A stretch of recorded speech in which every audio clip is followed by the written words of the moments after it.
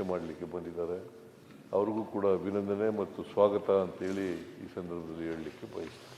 ಈಗಾಗಲೇ 5 ಲಕ್ಷ ತಾವೀಗಾಗಲೇ 5 ಲಕ್ಷ ಬಹುಮಾನ ಘೋಷಣೆ ಮಾಡಿದ್ದೀರಾ? ಈಗಾಗಲೇ ಸರ್ಕಾರದಿಂದ 5 ಲಕ್ಷ ರೂಪಾಯಿಗಳನ್ನು ಬಹುಮಾನವಾಗಿ ಅವರಿಗೆ ಪ್ರಶಸ್ತಿ ವಿಜೇತರಿಗೆ ಕೊಡಲಿಕ್ಕೆ ಸನ್ಮಾನ ಈಗಾಗಲೇ ಕೊಟ್ಟಿದೆ ಅಂತಕ್ಕಂಥ ಮಾತುಗಳನ್ನು ಈ ಸಂದರ್ಭದಲ್ಲಿ ಸದನಕ್ಕೆ ತಿಳಿಸಲಿಕ್ಕೆ ಬಯಸ್ತೀನಿ. 5 ಲಕ್ಷ ಅಲ್ಲ ಮುಖ್ಯಮಂತ್ರಿಗಳೇ, ದಯವಿಟ್ಟು 5 ಲಕ್ಷ ಅಲ್ಲ, ಒಂದು ಕನಿಷ್ಠ ಒಂದು 50 ಲಕ್ಷ ಆದ್ರೂ ಕೊಡಬೇಕು ಅಂತೇಳಿ. ಆಯ್ತು, ಅಲ್ಲಿ ಸ್ವಲ್ಪ ಕಬಡ್ಡಿ ಪ್ರಾಕ್ಟೀಸ್ ಮಾಡಿ. ಅಲ್ಲಲ್ಲ, ದಯವಿಟ್ಟು ಮುಖ್ಯಮಂತ್ರಿಗಳಿಗೆ ನಾನು ವಿಶೇಷವಾದಂತ ಬೇಡಿಕೆ, ಮುಖ್ಯಮಂತ್ರಿಗಳಿಗೆ ವಿಶೇಷವಾದಂತ ಬೇಡಿಕೆ.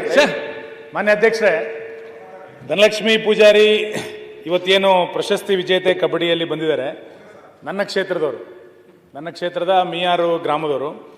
ವಿಶೇಷವಾಗಿ ಆಳ್ವಾಸ್ ವಿದ್ಯಾಸಂಸ್ಥೆಯಲ್ಲಿ ಕಳೆದ 5 ವರ್ಷಗಳಿಂದ ತರಬೇತಿಯನ್ನು ಪಡೆದು ಇವತ್ತು ಕಬಡ್ಡಿಯಲ್ಲಿ ಕರ್ನಾಟಕಕ್ಕೆ ಒಂದು ದೊಡ್ಡ ಕೀರ್ತಿಯನ್ನು ತಂದಿದ್ದಾರೆ.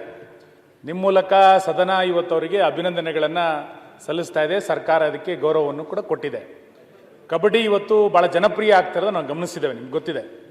ಹಿಂದೆ ಭಾರತದ ಮಹಿಳಾ ಕಬಡ್ಡಿಯ ಕ್ಯಾಪ್ಟನ್ ಆಗಿ ಕಾರ್ಕಳದ ಮಮತಾ ಪೂಜಾರಿಯು ಕೂಡ ಪ್ರತಿನಿಧಿಸಿದ್ದು ಕೂಡ ನಮಗೆ ನೆನಪಿದೆ.